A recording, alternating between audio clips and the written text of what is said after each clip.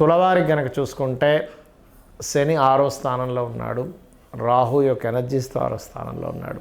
భాగ్యంలో గురువు, లాభంలో కేతువు.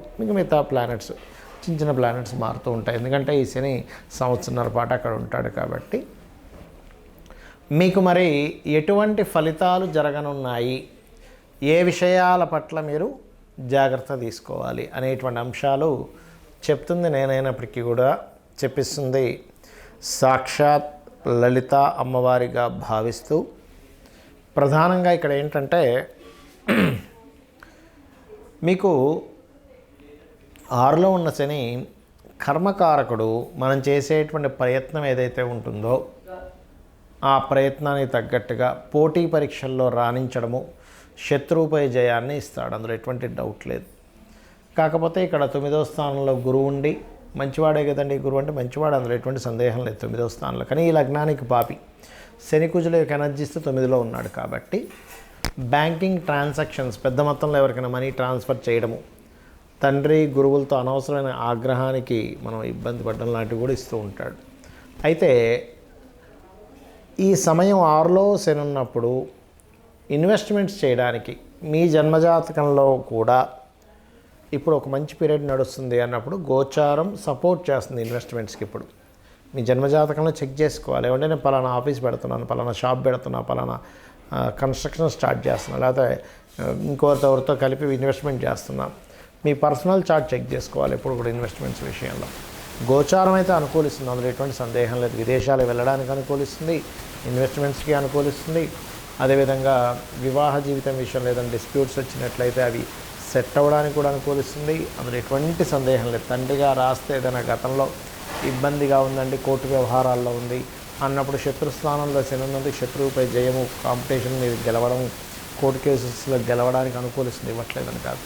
కానీ ఇక్కడ మీ పర్సనల్ చార్ట్లో కూడా ఎంతవరకు దాని బలం ఉంది అని చూసుకోవాలి. ఎందుకంటే ఇన్వెస్ట్మెంట్ అనేది ఏదో చిన్న విషయం కాదు, మన జీవితాన్నే పూర్తిగా మార్చేస్తుంది ఇన్వెస్ట్మెంట్ అనేది. కాబట్టి ఈ యొక్క విషయంలో ఇప్పుడు గోచారం అయితే పాజిటివ్గా ఉంది. కాకపోతే మీ జన్మజాతకంలో ఒకసారి చెక్ చేసుకుంటూ, 5వ స్థానంలో రాహు ఉన్నాడు కాబట్టి మీరు దుర్గాదేవి యొక్క ఆరాధన ఎక్కువగా చేయండి. ఓం దుమ్ దుర్గాయ నమః అనే నామస్మరణం, చండీ పారాయణాలు అవి జరుగుతూ ఉంటాయి. ఎందుకంటే 5మంలో రాహు ఉన్నాడుగా, చండీ సప్తశతి, దాన్నే దుర్గా సప్తశతి అని కూడా అంటూ ఉంటారు.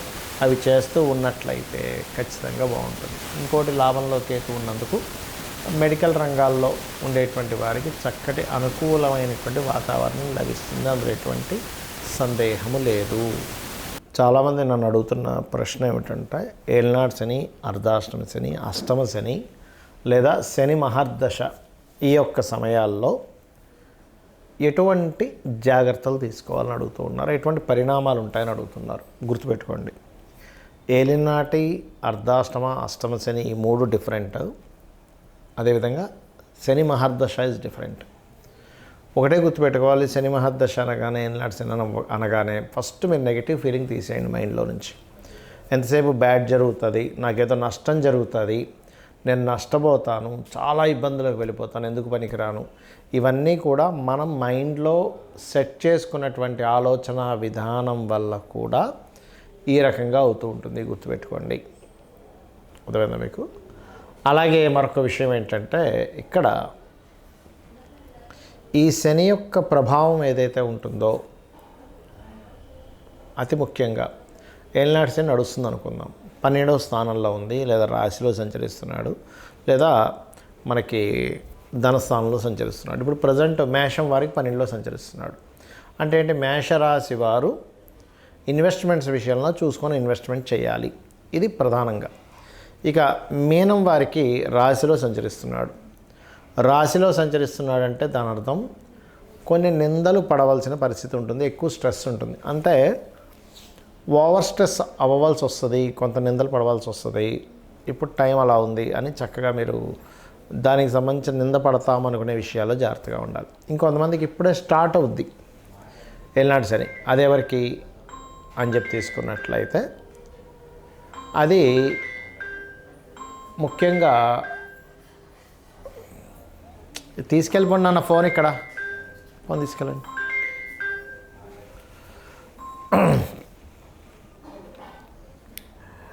మరి కొంతమందికి రీసెంట్గా స్టార్ట్ అవుతుంటుంది, అదే 12లో ఉండడం.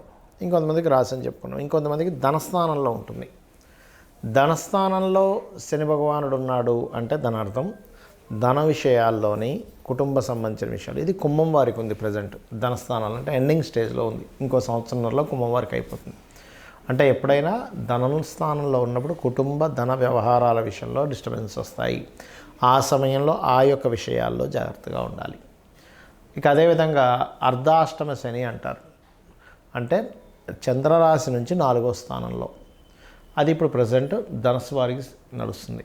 ధనస్సు వారికి అర్ధాష్టమ శని నడిచేటప్పుడు మీరు ఏదైనా ప్రాపర్టీ కానీ వాహనం కానీ గృహం కానీ కొనుగోలు చేసేటప్పుడు ప్రధానంగా ఈ యొక్క విషయాల్లో జాగ్రత్త వహించాలి. ఇక అష్టమ శని సింహరాశి వారికి నడుస్తుంది.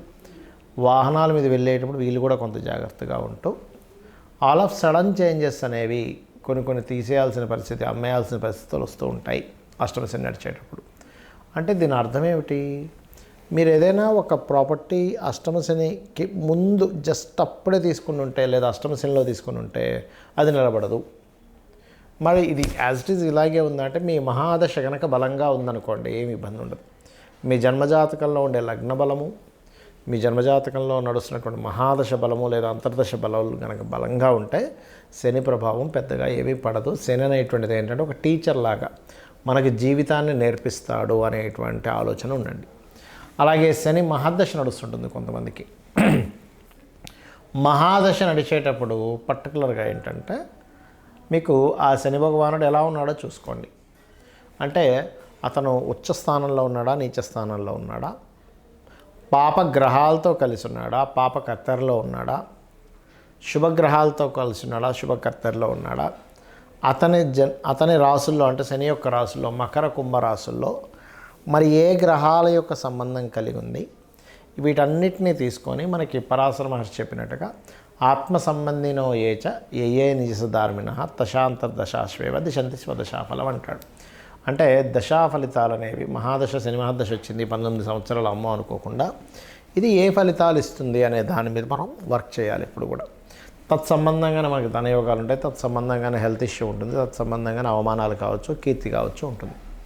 అక్కడ ఒకవేళ శుభగ్రహ సంబంధాలు ఉన్నాయి, మంచి పోర్ట్ఫోలియోస్ ఉన్నాయి. శని మహద్దశ కూడా వ్యక్తిని కోటీశ్వరుని చేస్తుంది, గుర్తుపెట్టుకోండి. శని మహద్దశ కూడా గొప్ప కీర్తిని ఇస్తుంది. ఎందుకంటే కొన్ని వేల జాతకాలు పరిశీలన చేసి చెప్తున్న అంశము, అనేకమైనటువంటి గ్రంథాలు తీసుకొని అందులో ఉండే సూత్రాలు తీసుకొని చెప్తున్నటువంటి అంశం. అంతేగాని మూఢత్వంగా ఏదో శని వచ్చేసింది, ఏలినాటి శని వచ్చేసింది, అర్ధాష్టమి వచ్చేసింది కాబట్టి నా జీవితం ఇంకా అయిపోయింది అనుకోకుండా స్లో మూమెంట్ ఉంటుంది. జస్ట్ మనం ఇక్కడ ఏదో నేర్చుకోవాలి అనే భావనతో ఉండండి. ఖచ్చితంగా మీ లైఫ్ గ్రోత్ ఉంటుంది. మరి ఈ సమయాల్లో తీసుకోవాల్సిన జాగ్రత్తలు ఏమిటి? మధ్యాహ్నం పూట నిద్రపోకండి దయచేసి. అదేవిధంగా వీలైనంత మటుకు ఉదయం సాయంత్రం ఇంట్లో దీపారాధన చేయండి. ఆంజనేయ స్వామి ఆలయానికి కానీ సుబ్రహ్మణ్యేశ్వర స్వామి ఆలయాలకు కానీ రెగ్యులర్గా వెళ్తూ ఉండండి. అదేవిధంగా మరొక విషయం ఏంటంటే ఇక్కడ మీరు ఈ